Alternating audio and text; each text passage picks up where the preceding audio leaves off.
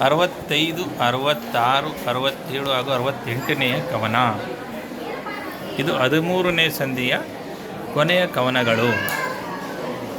ಕೆಲರು ಮಧುರಾಪಾಂಗದಲ್ಲಿ ಕಂಗಳ ಮರೀಚಿಯ ಬೆಳಗಿನಲ್ಲಿ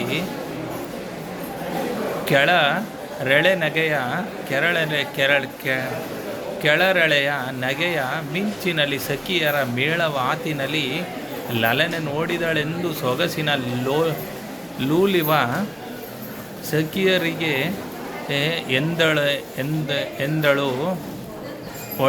ಎಂದಳು ಒಳಗೊಳಗೆ ಬೆರೆತರು ಬಯಲು ಮಧುವಿನ ಬಾಯ ಸವಿಗಳಲ್ಲಿ.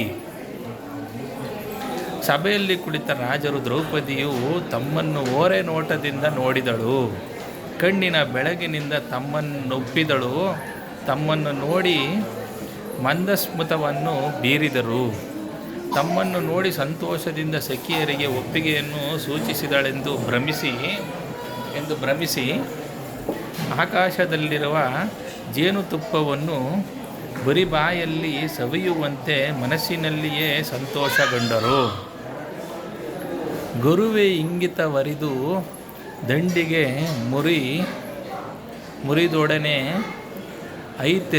ಎಂದೊದಿಕೆ ಒಂದು ಹೊದಿಕೆಯ ನೆರವಿ ಕಳುಹುತ ಕಂಗಳಲ್ಲಿ ಕರಣೇಂದ್ರಿಯ ಅಂಗಳಲ್ಲಿ ಬರಿಯ ಡಿಂಬದ ಡೋಂಬಿನಲ್ಲಿ ಕೆಸರಿಯ ಪೀಠವನಳಿಯದಿದ್ದರು ಧರಣೀಪರ ಮುರಿವೈರಿ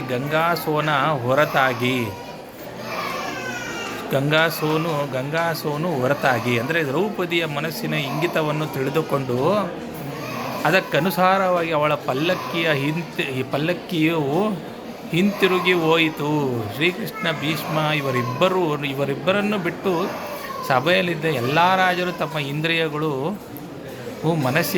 ಮನಸ್ಸುಗಳಿಂದ ದ್ರೌಪದಿಯ ಪಲ್ಲಕ್ಕಿಯನ್ನು ಹಿಂಬಾಲಿಸಿದರು. ಅವರ ದೇಹಗಳು ಮಾತ್ರ ಪೀಠದಲ್ಲಿ ಕುಳಿತಿದ್ದವು. ಅಂದರೆ ಅವರೆಲ್ಲರೂ ದ್ರೌಪದಿಯ ಮೇಲೆ ಅಷ್ಟು ಮೋಹಗೊಂಡಿದ್ದರು. ಎಲ್ಲ ರಾಜರು ಭೀಷ್ಮ ಹಾಗೂ ಕೃಷ್ಣನನ್ನು ಬಿಟ್ಟು ಮತ್ತೆಲ್ಲ ರಾಜರ ಮನಸ್ಸು ಅವಳಿಂದೇ ಹೋಗಿತ್ತು. ಅವರು ಪೀಠದಲ್ಲಿ ಕುಳಿತಿದ್ದರು, ಅವಳಿಂದೇ ಹೋಗಿತ್ತು.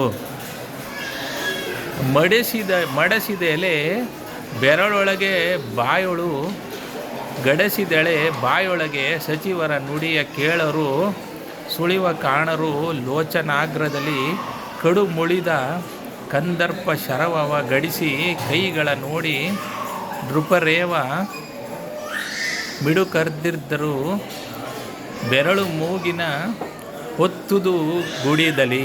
ಅಂದರೆ ಮನ್ಮಥನು ಮಹಾಕೋಪದಿಂದ ತಮ್ಮ ಮೇಲೆ ಬಾಣವನ್ನು ಬಿಡಲು ಅಲ್ಲಿ ಕುಳಿತಿದ್ದ ರಾಜರು ರೆಪ್ಪೆಯನ್ನು ಮಿಸುಕದೆ ಮೂಗಿನ ಮೇಲೆ ಬೆರಳಿಟ್ಟು ದುಃಖಿತರಾಗಿದ್ದರು. ಕೆಲವರು ತಾಂಬೂಲವನ್ನು ಹಾಕಿಕೊಳ್ಳುವಾಗ ಬಾಯೊಳಗಿಟ್ಟುಕೊಂಡ ಎಲೆ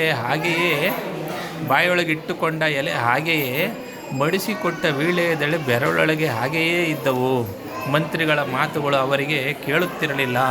ಕಣ್ಣಿನ ತುದಿಯೊಳಗೆ ದ್ರೌಪದಿಯು ಕಾಣದಂತಾದಳು. ರಾಜರು ದುಃಖ ಸಂತಪ್ತರಾದರು. ರಾಯನೆಂದನು ಸಕಲ ಧರಣಿ ರಾಯರನು ಮುನಿಸದೆ ಮರಳಿದಳು ಯಥಾಕ್ಷಿ. ಮಹಾಸ್ವಯಂವರದಲ್ಲಿ ಮಹಾದೇವ ಜೋಯಿಸರ ಹೊರೆಗಳ ಹೇಳಿಕೆ ಹೋಯಿತೆ ಹೋಳಾಗಿ ಪಾಂಡವ ರಾಯರನ್ನು ತೋರಿಸನೆ ಗದುಗಿನ ವೀರನಾರಾಯಣ.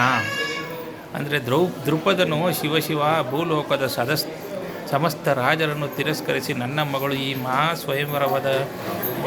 ಸ್ವಯಂವರದಿಂದ ಹಿಂದಿರುಗಿ ಹೋದಳು.